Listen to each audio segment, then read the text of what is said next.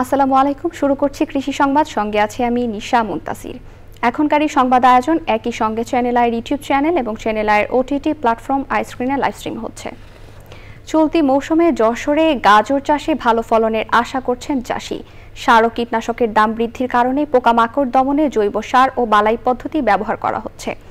প্রাকৃতিক দুর্যোগ না হলে এবছর গাজরের ভালো ফলন হবে বলে আশা করেছে কৃষি বিভাগ। যশোর থেকে আকরামুজ্জামান, চ্যানেল আই।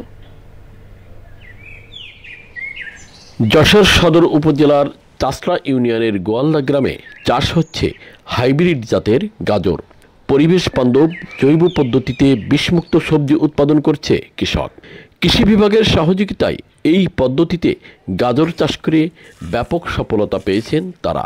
টকিটো ও সিন্দুর জাতের এই দুই ধরনের গাজরের চাষ হচ্ছে এখানে। বিঘা বইতে আপনার মনে করেন 40,000 মতন খরচ হয়। যদি দাম ভালো পাওয়া যায় 15 টাকাতে মনে করেন 70-80 হাজার বেচা যায়। কাটাই আমাকে আনুমানিক 6 মন, উদ্দেশ্য 7 মন 8 মন হয়। যে চাষি ভালো সেই তার চাষ ভালো হয়। যদি কোনো নিম্নচাপ না হয় তাহলে আশা করা যায় খুব লাভবান হব, আর খরচও বেশি হয়েছে এবার। চাষিরা বলছেন সবজি খেতে ক্ষতিকারক পোকা দমনে ব্যবহার করা হচ্ছে ব্লু ও ইয়েলো আঠালো ফাঁদ। একদম কীটনাশকবিহীনভাবে চাষ করতেছে, এই জন্য এই ফাঁদ দেওয়ার কারণে আমাদের আর কোনো রকম কীটনাশকের প্রয়োজন পড়তেছে না। এক টিএসপির দাম ছিল 1200 টাকা, এখন হলো 2000 টাকা। সারের দাম একটু কম হলে, কীটনাশকের দাম একটু কম হলে আমাদের একটু সাশ্রয় হয়।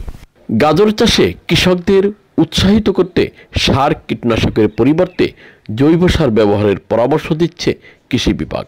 আমরা কৃষকদেরকে গাজরের প্রদর্শনী সহ বিভিন্ন রকম সহায়তা দিয়ে থাকি। এই জন্য এলাকায় গাজরের চাহিদা দিন দিন বৃদ্ধি পাচ্ছে এবং কৃষক লাভবান হচ্ছে। আমরা আশা করি এই ধারা অব্যাহত থাকবে। যশোর জেলায় চলতি মৌসুমে 19,900 হেক্টর জমিতে বিভিন্ন জাতের সবজি চাষ হয়েছে বলে জানিয়েছে কৃষি বিভাগ।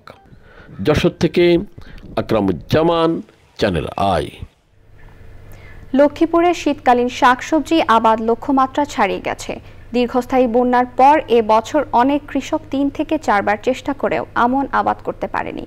পানি নেমে যাবার পর সবজি আবাদে ঝুঁকেছেন তারা। বাজার দর ভালো হওয়ায় অনেক কৃষক টমেটো চাষ করছেন। লক্ষ্মীপুর থেকে মহিউদ্দিন মুরাদের তথ্য, ভিডিওচিত্রে আল মুকসিদের রিপোর্ট। চলতি বছর কৃষি বিভাগ জেলায় 4,500 হেক্টর জমিতে শীতকালীন শাকসবজি আবাদের লক্ষ্যমাত্রা নির্ধারণ করে। উৎপাদনের লক্ষ্যমাত্রা ধরা হয়েছে 87,750 মেট্রিক টন। তবে ইতোমধ্যে লক্ষ্যমাত্রা অতিক্রম করে 5,270 হেক্টর জমিতে শীতকালীন শাকসবজির আবাদ হয়েছে। আমি 50% জমিতে টমেটো করছি, বীজ দিয়ে 11। আমার অনুমানিক 60,000 টাকা মতন খরচ হবে। আমরা আশাবাদী অন্তত 1.5 লক্ষ টাকা বিক্রি আসবে ইনশাল্লাহ। আমার 12 লাভ ইনশাল্লাহ হবে। আমি মোটামুটি আমার খরচ হয়েছে 70 থেকে 80,000 টাকা মতো, মানে খরচ হয়েছে আমার 3-4 লক্ষ টাকা ইনশাল্লাহ আসবে। টমেটোটা এটা সাইজে বড় এবং যেই পরিমাণ আছে ওনারা এইভাবেই আশাবাদী। এবছর বেশি ফলন পাওয়ার আশায় কৃষক বিজলি 11 জাতের টমেটো আবাদ করেছেন। 50 থেকে 70,000 টাকা এখানে হয়েছে, ব্যয় হয়েছে। আর আমি আশা করি এখান থেকে আমার থেকে 1.5 থেকে 2 লাখ টাকা লাভ হবে। টমেটো আবাদে বিভিন্ন ধরনের পরামর্শ দিচ্ছে কৃষি বিভাগ। জৈব বালাইনাশক আমরা ব্যবহার করতে বলেছি, বিশেষ করে আমাদের ইয়েলো যে আমাদের স্টিকি ট্র্যাপ ব্যবহার করার ফলে অনেক পোকা এখানে আটকে গিয়েছে এবং তারা এখানে আমাদের স্প্রে কম করতে হয়েছে। তা আমরা আশা করা যায় আমরা নিরাপদ ফসল উৎপাদনের মাধ্যমে এখানে একটি ভালো উচ্চমূল্য ফসল পাবো এবং যে আমাদের প্রজেক্টের যে উদ্দেশ্য ছিল সেই উদ্দেশ্যগুলো বাস্তবায়ন হলে ভবিষ্যতে কৃষকেরা এটিকে আরো ব্যবহার করবে। আবহাওয়া ভালো থাকলে কৃষক টমেটো সহ অন্য সবজি উৎপাদনে ভালো ফলন পাবেন এবং বন্যার ক্ষতি কিছুটা কাটিয়ে উঠবেন, এমনটাই প্রত্যাশা সংশ্লিষ্টদের। আল মুকসিদ, চ্যানেল আই। সেনাবাহিনীর 66 পদাতিক ডিভিশন রংপুর এরিয়ার উদ্যোগে লালমনিরহাটে বিনামূল্যে গবাদি পশুকে টিকাদান কর্মসূচি পালিত হয়েছে। উদ্বোধন করেন 66 পদাতিক ডিভিশনের GOC area commander major general Mohammad Kamrul Hasan. এ সময় লালমনিরহাট মিলিটারি ফার্মের পক্ষ থেকে বিনামূল্যে 500-র বেশি গবাদি পশুকে টিকা ও চিকিৎসা দেওয়া হয়। অনুষ্ঠানে সেনাবাহিনী, প্রশাসন, পুলিশ ও প্রাণী সম্পদ অধিদপ্তরের ঊর্ধ্বতন কর্মকর্তারা উপস্থিত ছিলেন। পরে তিস্তার চরাঞ্চল শীতার্তদের শীতবস্ত্র বিতরণ করা হয়। ঝালকাঠিতে চলতি অর্থ বছরে কৃষি প্রণোদনার আওতায় ব্লক প্রদর্শনীর মাধ্যমে উফশি জাতের বোরো ধানের সমন্বয়ে চাষাবাদ বাস্তবায়নের লক্ষ্যে রোপণ কার্যক্রম শুরু হয়েছে।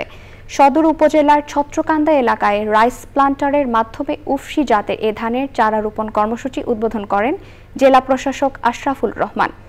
এছাড়াও তারুণ্যের উৎসব 2025 ও তারুণ্যের কৃষি শীর্ষক কৃষি মেলার আয়োজন করা হয়। আধুনিক কৃষি প্রযুক্তির পরিচিতি এবং সম্প্রসারণের লক্ষ্যে স্থানীয় কৃষক ও তরুণ তরুণীদেরকে 5টি স্টলে প্রযুক্তি সমূহ প্রদর্শন করা হয়। এই ছিল কৃষি সংবাদ। পরবর্তী সংবাদ দেখার আমন্ত্রণ জানিয়ে শেষ করছি। ধন্যবাদ সবাইকে।